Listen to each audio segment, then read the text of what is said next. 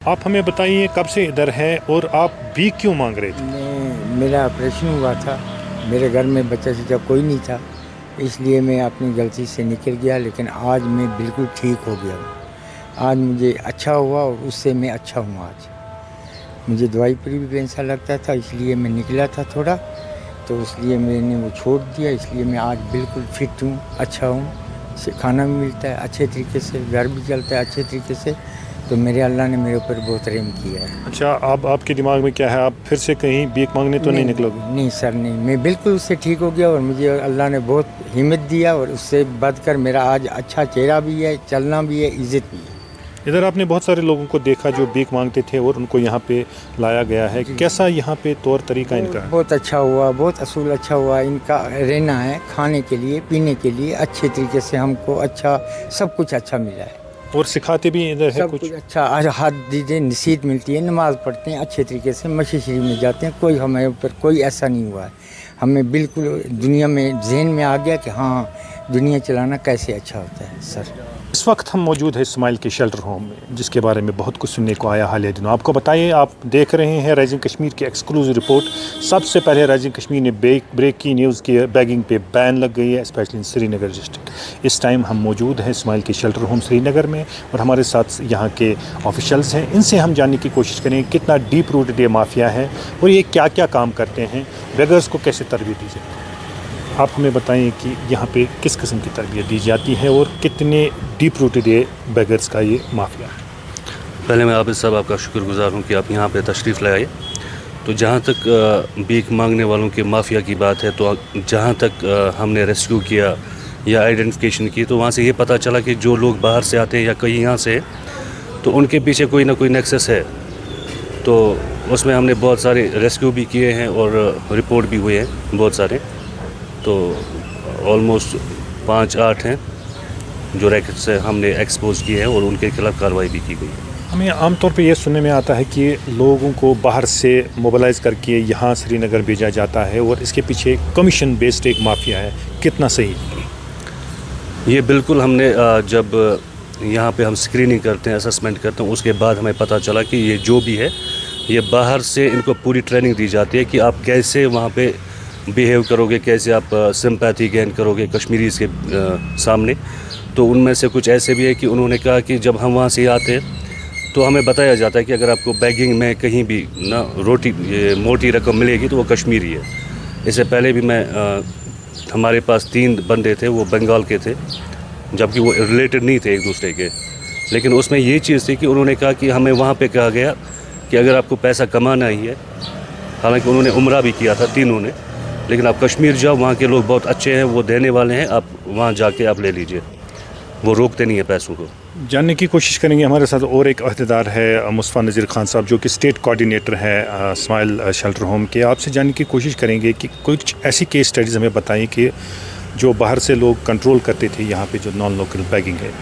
جی دیکھیے، ایسا ایک کیس ہم نے کیا نوگام پولیس اسٹیشن کے تھرو، جس میں D S P headquarter سلیت شاہ میڈم کا بہت اچھا رول رہا اور ڈسٹرکٹ ایڈمنسٹریشن نے بہت کوآپریٹ کیا۔ جب ہماری نوٹس میں آ گیا کہ ایسا ایک ریکٹ چل رہا ہے جس میں ہم نے کچھ لوگوں کو ریسکیو کیا تھا، انہوں نے اس کے بارے میں بتایا تھا، تو سوئفٹ ایکشن ہو گئی اس کے اوپر۔ تو اس کو ہم نے ریسکیو کیا، پھر ہمیں یہ پتہ چلا کہ وہ 50% کمیشن پہ ان کو یہاں پہ لاتا تھا، وہ رینٹڈ اکاموڈیشن میں تھے یہاں پہ، تو اس کے اوپر anti human trafficking, social welfare department, district administration سے سخت کارروائی کر لی اور اس کو ہم نے ایکسپوز کیا لوگوں کے سامنے۔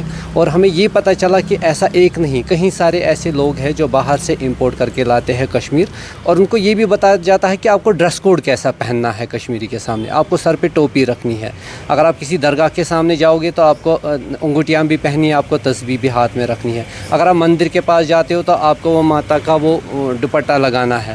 تو اس حساب سے ان کو سکھایا جاتا ہے کہ آپ کو کیسے کیا کرنا ہے۔ اور یہ نیکسس والے جو ان کو یہاں پہ لاتے ہیں، وہ 50% کمیشن پھر ان سے لیتے ہیں، تو ان کو ہم نے بریک کیا ہے۔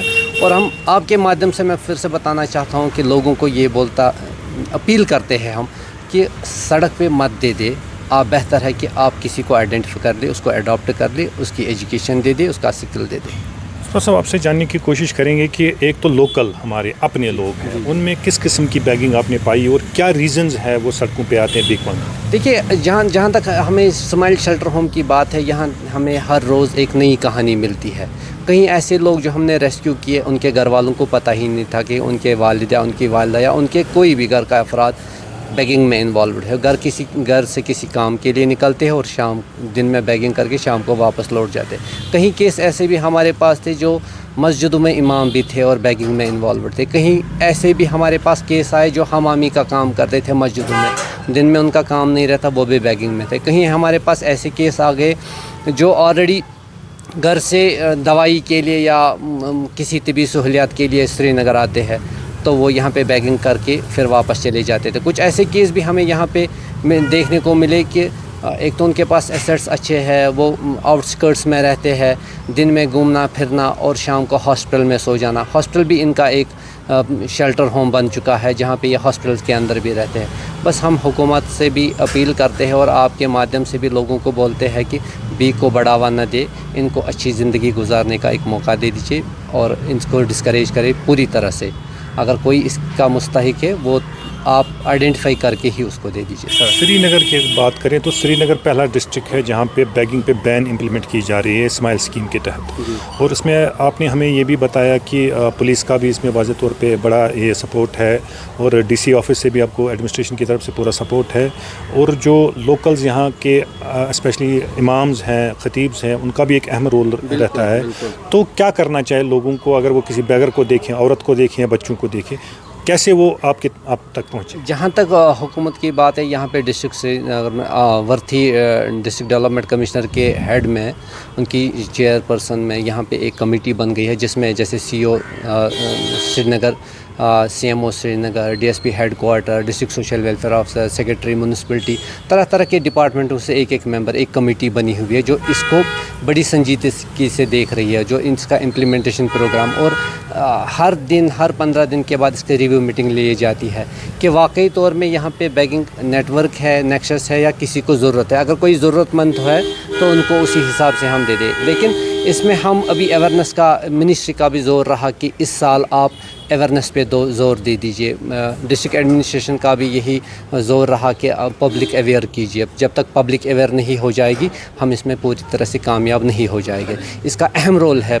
हमारे खतीब्स का, हमारे मौलवीज़ का, आम शहरियों का, कि इसको बिल्कुल डिस्करेज करें और इस मुहिम को चलाने में डिस्ट्रिक्ट एडमिनिस्ट्रेशन का साथ दे दें। मुबीन साहब, आखिरी सवाल आपसे कि ये जो लोकल बेगर्स यहाँ पे हैं वो एक तरफ और नॉन लोकल बेगर्स हैं, अब जब से ये मुहिम चली है, बाज़ाब्ता तौर पर अनाउंसमेंट्स हो रही है वैन्स के ज़रिए, कितना फ़र्क आया? मुझे लगता है 60% डिक्लाइन आया हुआ है मेल बेगर्स जो हैं, और फीमेल बेगर्स अभी भी थोड़े घूम रहे हैं, क्योंकि अभी हमें फीमेल शेल्टर होम की नीड है, जिसके लिए हमें अप्रूवल मिला है 2-3 दिन पहले। ये कमेटी में डिसाइड किया गया है कि वो देंगे, और इंशाल्लाह अगर वो मिलता है तो मुझे लगता है कि ऑलमोस्ट 90 to 95% ये कब हो जाएगा। एक रिहेबिलिटेशन प्रॉपर प्रोसेस के ज़रिए होता है। पहले काउंसलिंग होती है, उसके लिए साइकोलॉजिस्ट या साइकेट्रिस्ट की ज़रूरत पड़ती है, उनको लाते हैं यहाँ पे, वो फिर टैलेंट आइडेंटिफाई करके उनको अकॉर्डिंगली, अगर कोई जुवेनाइल है तो जुवेनाइल शेल्टर होम में रेफ़र करते हैं, या उसको टैलेंट के हिसाब से उसको वही काम सिखाया जाता है जिसमें वो माहिर होता है या जिसमें उसका इंटरेस्ट होता है। यहाँ पे रास्ता तो बहुत दुश्वार है, लेकिन इन्होंने ये ठान ली है कि बैगिंग को ख़त्म करके रहेंगे, और श्रीनगर के अलावा आने वाले महीनों में या आने वाले सालों में सारे कश्मीर से बैगिंग की जो मेनेस है उसको ख़त्म करेंगे। With camera person Yasir rather, Abid Bashir, for rising Kashmir.